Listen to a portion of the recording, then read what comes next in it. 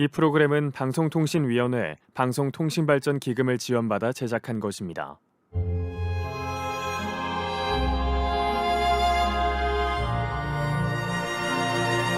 KNN 라디오 특집 상극 다큐멘터리 하늘 아래 제일 서러운 소리꾼 이화중선.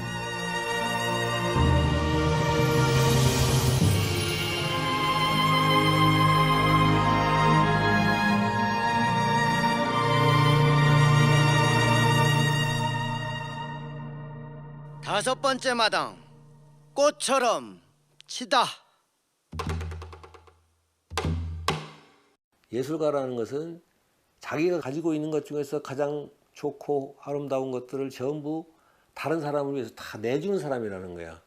자기 인생을 희생하면서 그래서 예술가 훌륭하다고 하는 거다 그러는 거예요. 그래서 저는 그렇게 생각합니다. 그러니까 이화중선도 그런 사람이에요.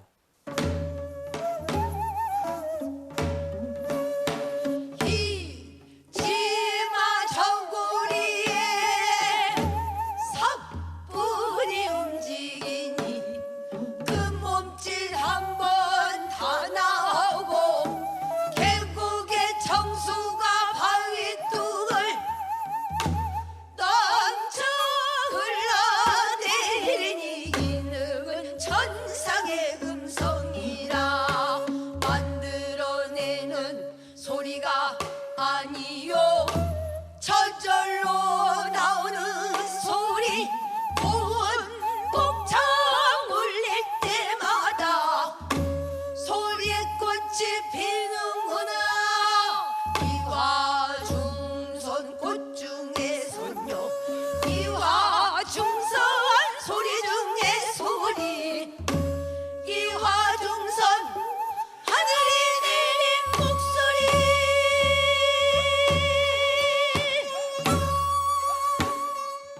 서울 상경후인 22살 이후부터 이화중선의 소리는 더욱 완성되어 가기 시작했다. 이 시기 이화중선은 현물사와 조선성악회에서 활발히 활동하며 대명창인 송만갑, 이동백 등으로부터 소리를 배웠다. 여러 스승을 거쳐 비교적 늦은 나이에 입문한 탓에 그녀의 소리는 당대 여느 소리꾼들과는 다른 독특한 특징을 보인다. 모건대학교 최혜진 교수입니다. 이화중선 이전의 소리는 가문 소리가 중요했어요. 이 5대 명창은 원래는 다 집안 소리를 하던 분들이에요. 송만갑도 송씨 가문의 소리를 했고, 이제 이분들이 이제 교통이 발달하고 또 명창들끼리 교류가 있어서 서울에서 모이게 되니까 다양한 명창 소리를 들을 수 있는 기회가 생긴 거죠. 그래서 옛날 그런 고리타분하고 집안에서 내려온 소리 말고 이제는 좀 신식 소리가 먹히는 거예요. 5대 명창 아래에서 이 5대 명창 소리를 골고루 배운 분들이 다양하게 소리를 가지게 된 그런 시기였다고 봅니다. 그래서 이화중선은 어떻게 보면 당대로서는 새로운 판소리의 물결을 타고 여러 선생님이 좋은 소리를 다 갖고 있었던 그런 뭐랄까 융합형 스타라고 볼 수 있고요. 그렇기 때문에 오히려 좋은 대목을 본인의 특장점으로 잘 살려서 했던 것 같아요. 이화중선은 법제에 얽매이지 않고 여러 소리를 조합하기도 하고 명창제의 소리를 각각 전수받기도 했다. 이러한 자유로운 소리 철학은 스승 송만갑을 계승한 것으로 보인다. 한국음반 아카이브 연구소 배연형 소장입니다. 1900년대 이후가 되면서부터 이제 근대식 극장이 서울에도 이제 세워지게 되죠. 협률사, 원각사 뭐 이런 극장들. 그렇게 하다 보니까 자연적으로 광대들의 그 예술이 극장으로 들어오게 돼요. 근데 극장으로 들어왔을 때의 관객층은 대중들이 됩니다. 사대부 몇몇 사람들이 돈을 내는 것이 아니라 대중들이 코 묻은 돈을 전부 다 내면서 극장에 들어가는데, 대중들이 예술을 향유하는 그 수준이라 이런 것들은 그렇게 높지를 못하거든요. 그러니까 어쨌든 대중문화가 형성이 되기 시작한단 말이죠. 그렇게 하다 보니까 판소리도 대중화가 되기 시작을 해요. 대중들이 좋아하는 소리를 하게 된다, 그런 뜻이에요. 예를 들면 송만갑 명창이 비단 달라 그러면 비단을 팔아야 되고 포목을 달라 그러면 포목을 팔아야 되는 것이 광대다 하는 얘기를, 아주 유명한 이야기를 한 적이 있습니다. 그것이 바로 이제 대중사회로 넘어가는 과정에서 옛날 양반들이 좋아하던 판소리만을 고집할 수 없다 하는 뜻으로 한 그 유명한 이야기예요. 송만갑이 부르는 춘향가중 이별가입니다.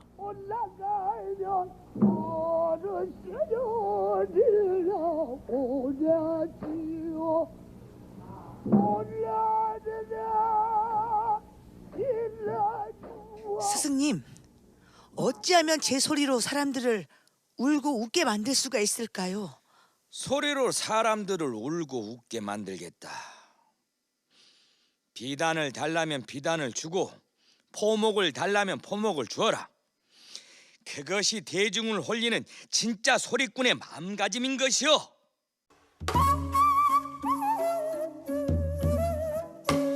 꽃중에 선녀 이화중선 마디마디 고운 선율 고개쳐 넘어갈 저 수백 수천 김영장들 좋다 좋구나 얼쑤 그 소리가 한 입에서 나오는 양 앉아있는 관중들이 멍석우에 개야링양 요리 밀리고 조리 밀리니 보리밭에 녹색 보리들이 물결을 이루는 그칠 줄 모르는 절창에 밤이 깊어가는구나.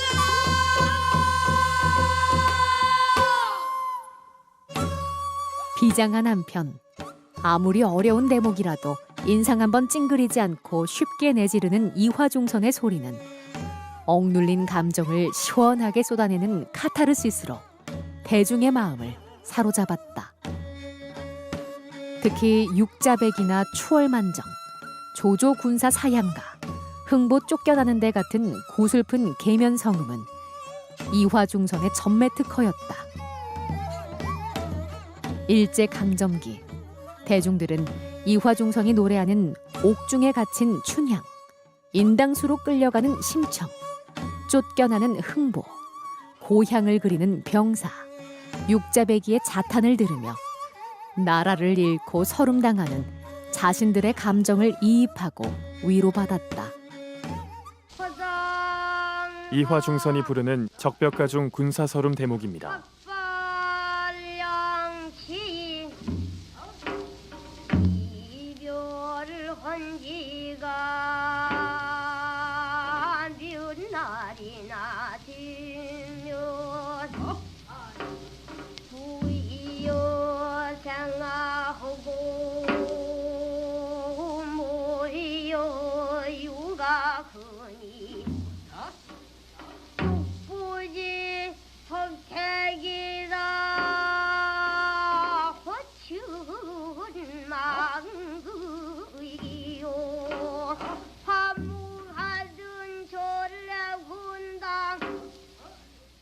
모건대학교 최혜진 교수입니다. 이화중선 소리는 굉장히 곱고 아름다운 소리였던 거예요.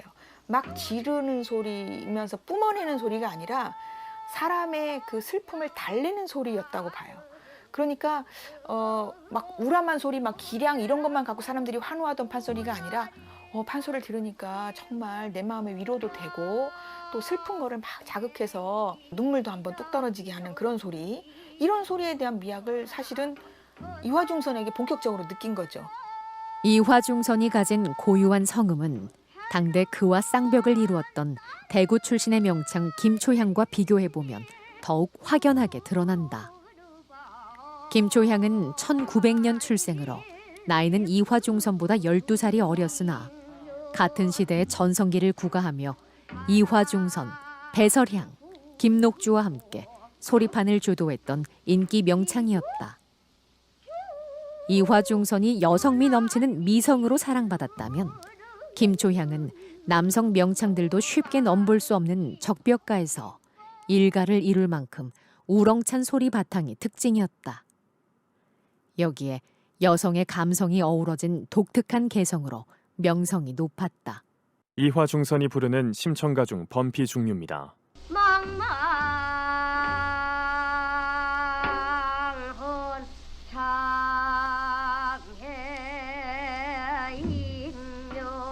당당은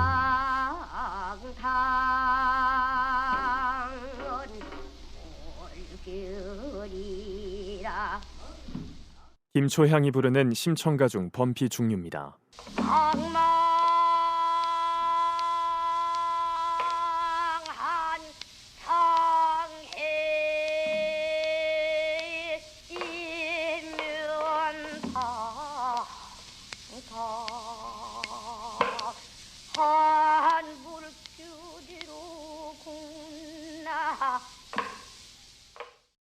당시 소리를 나는 귀명창들 사이에서는 이화중선이냐 김초향이냐로 판소리 취향을 따질 만큼 두 사람의 라이벌 구도는 유명했다.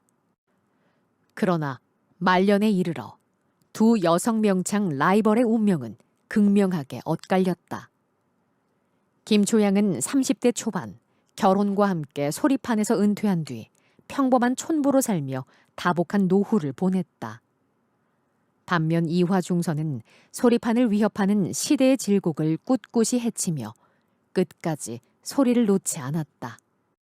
한국학중앙연구원 성기련 교수입니다. 명창으로서의 이화중선은 굉장히 충실한 삶을 살지 않았나 이런 생각이 들거든요. 왜냐하면 그 어렸을 때부터 바탕 소리를 다 한 걸로 보이고 서울로 올라와서도 이제 대명창들한테도 또 학습을 했잖아요. 송만갑이나 이런 명창들한테도.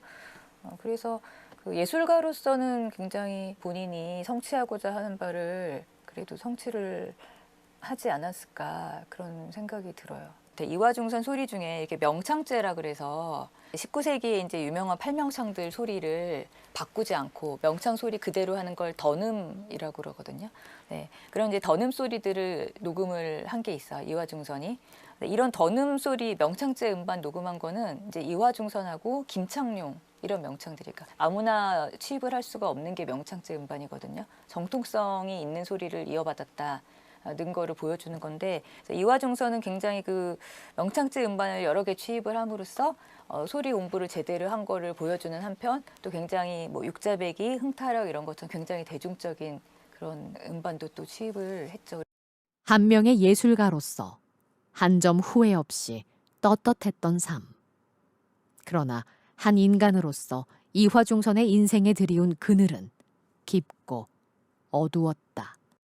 한국음반 아카이브 연구소 배연형 소장입니다. 그때는 이제 극장 공연도 있고 가설 극장도 있잖아요. 그런 식으로 이제 전국으로 순회 공연들을 다니게 되는데, 근데 이제 이화중선 명창이 그렇게 하면 이제 돈을 엄청 많이 벌어야 되는데, 근데 사실은 이화중선 명창은 소리는 잘하지만은 그 경영 능력이 있는 것은 아니잖아요. 그러니까 말하자면 그렇죠. 이화중선 명창은 소리하고 그 번 돈들은 다 엉뚱한 대로 흘러가고, 그래서 아마 이화중선 명창이 그렇게 참 여러 사람을 울리고 감동시키고 여러 사람에게 기쁨을 줬지만은 정작 본인은 그렇게 그런 것을 누리고 살지는 못했던 것 같아요. 이화중선은 일생 친부를 비롯해 의붓 어머니와 의붓 형제들의 생계까지 홀로 책임져야 했다. 실제로 그 어느 기록에서도 소리꾼으로서 성공한 이화중선이 부와 호사를 누렸다는 사실은 전해지지 않는다. 예술가로서 눈부신 성취를 해갈수록 책임과 의무, 그리고 결핍과 불안에 시달려야 했던 아이러니한 삶이었다. 그냥 소리만 했던 분이잖아요. 먹고 살기 위해서 소리를 했던 분인데, 가족부터 시작해서 주변의 모든 사람들이 다 이화중선을 이용한 거죠. 그러니까 공연 한 번 하면 돈을 가만히로 쓸어 담았대요. 근데 그 많은 돈이 흔적도 없이 사라진다 이 말이에요. 그러니까 이제 김소희 명창이 어린 나이에 또 나이지만은 어머니 다들 왜들 저래 그러니까 어떻게 해요 그러니까 나야 뭐 소리나 하는 사람이지 그런 얘기를 하셨다고 그래요. 그런 사회 희생자예요. 그런데 본인이 그렇게 희생하면서 그 예술을 남겨서 대중들을 울렸다 이 말이죠.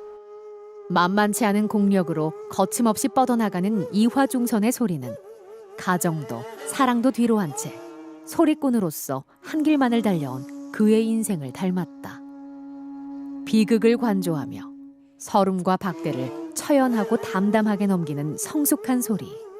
그 소리에는 인생 내내 드리웠던 비극적인 개인사를 대범하게 견뎌온 삶의 태도가 녹아있다.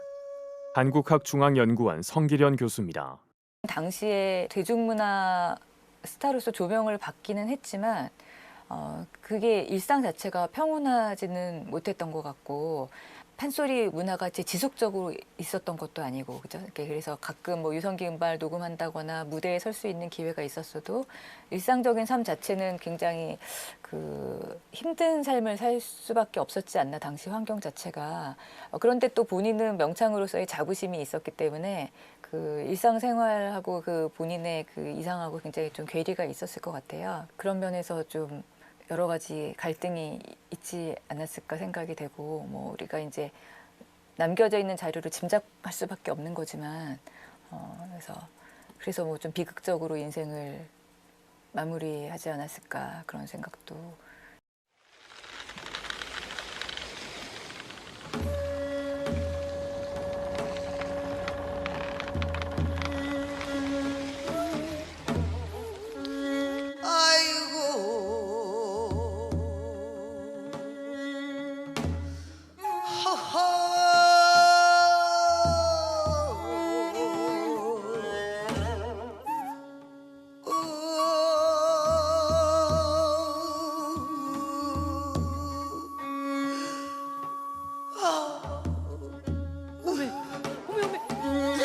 저 뱃머리에 이화중선 선생님 아니요? 참말로 위험하게 어째 저리 바다를 보고 넋을 잃고 있단가? 그러게.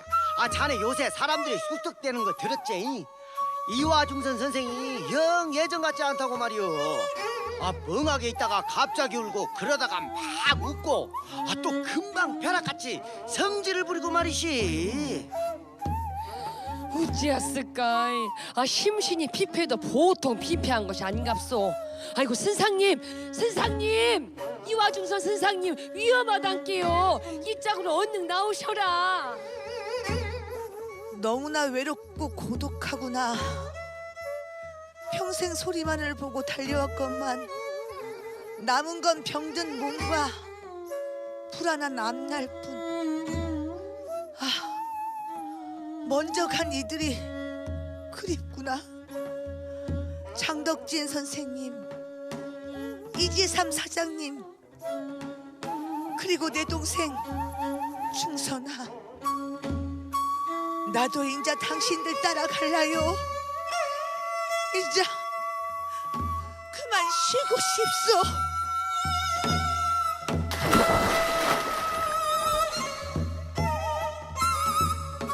향년 46세. 짧고도 치열했던 삶이었다. 그는 1점 혈육도 단 한 명의 제자도 남기지 않았다. 이화중선은 홀로 꿋꿋이 소리의 길을 걸어온 것처럼 그렇게 호련히 소리를 떠나 전설이 되었다. 일평생 그림자처럼 구설이 따라다녔던 이화중선은 마지막 죽음의 진실마저도 한동안 미스터리로 남아 있었다. 김문성 음악평론가입니다. 자살설이 좀 있었는데요. 스스로 바다에 뛰어들었다. 첫 번째가 이재삼의 죽음. 두 번째가 이제 어떤 생계형 가장으로서의 어떤 그동안 쌓여온 어떤 피로감. 그다음에 세 번째가 이제 그 소리가 안 나오는 데 대한 어떤 극도의 어떤 스트레스 같은 그런 일련의 어떤 경과들이 한꺼번에 그 일본에 가면서 일본 그 또 사는 사람들의 모습을 보니까 이게 참 암울하다 해서 죽었다, 그런 얘기가 하나가 있는데요. 모건대학교 최혜진 교수입니다. 제가 이 마지막 사망에 대해서 정확하게 좀 말씀드리고 싶은 건 당대 신문에 났어요. 기사에 이화중선이 이제 6명과 함께 어느 작은 그 섬으로 보트를 타고, 그러니까 큰 배가 아니었고 작은 배를 타고 가는 중에 이제 풍랑 사고를 만나서 배가 뒤집혀 가지고 전원이 사망했다. 이런 기사가 당대에 실려서 1944년 1월 1일자로 이화중선이 46세 나이로 사망했다라고 하는 것이 공식적인 기록이 되어 있기 때문에 그동안에 이제 여러 가지 의문들을 해소할 수 있었죠.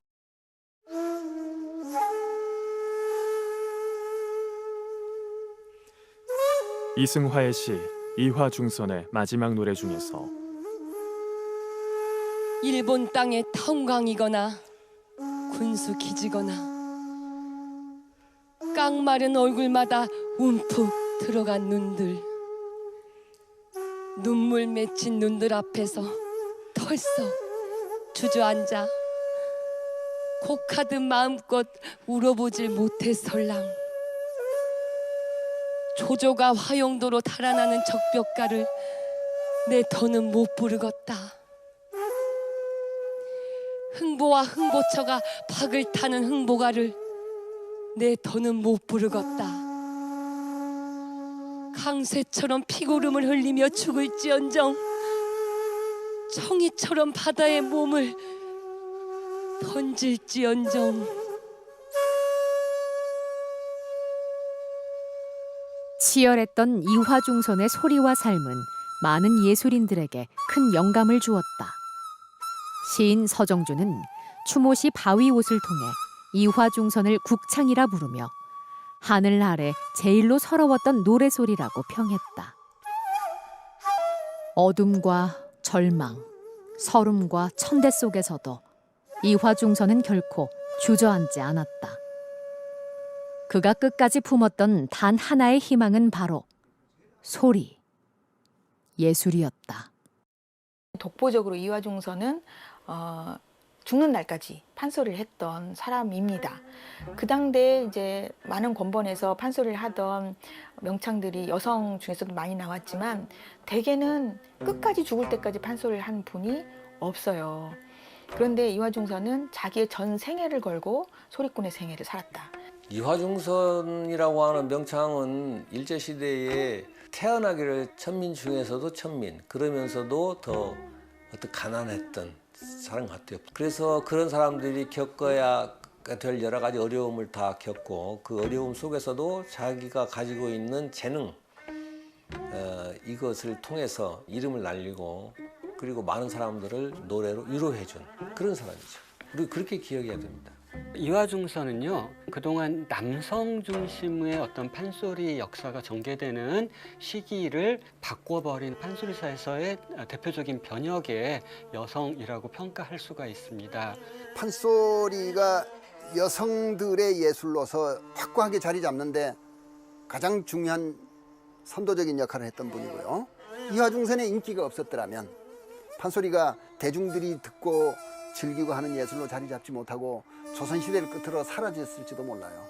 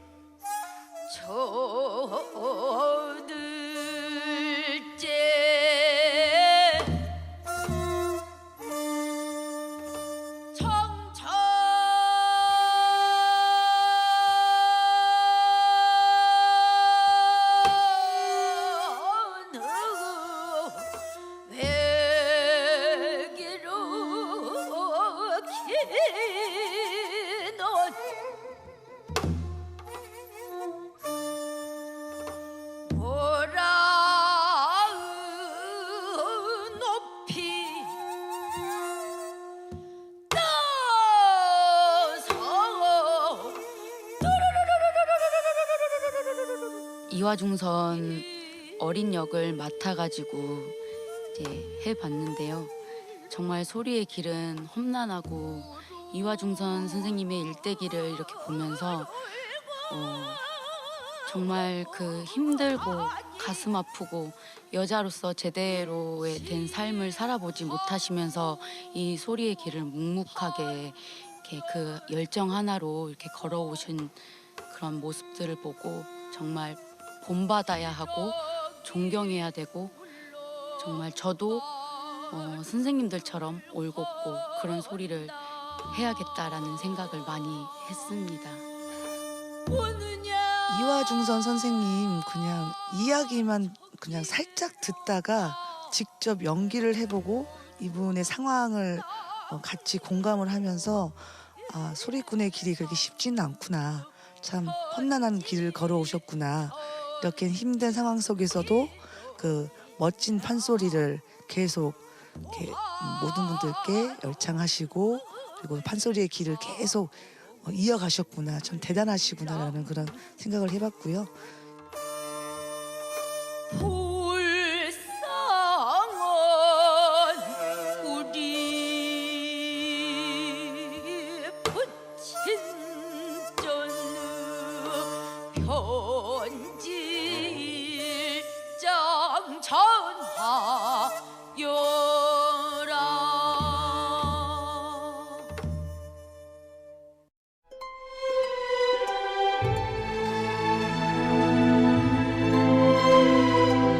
법제를 넘나드는 자유로운 영혼, 대중의 심중을 꿰뚫었던 영리한 광대, 식민지 백성의 서름을 위로한 천상의 소리꾼 이화중선, 하늘 아래 제일로 서러웠던 소리꾼 이화중선의 치열한 투쟁과 예술적 성취, 그리고 시대의 아픔을 어루만진 아름다운 소리는 우리가 기억해야 할 눈부신 유산으로 남아있다. 지금까지 기획 오상민, 음악감독 김재옥, 창극 작창 이난초, 창극 음악감독 임현빈, 창극 출연 양혜인, 강민지, 이철홍, 문광수, 장구 임현빈, 아쟁 정선겸, 대금 신경호, 창극 녹음 매지금향, 감수 배연형, 음원 제공 국악음반박물관, 성우 이하윤, 자료조사 이지윤, 대본 백이연, 연출 손영호, 제작 부산경남 대표방송 KNN이었습니다. 이 프로그램은 방송통신위원회 방송통신발전기금을 지원받아 제작한 것입니다.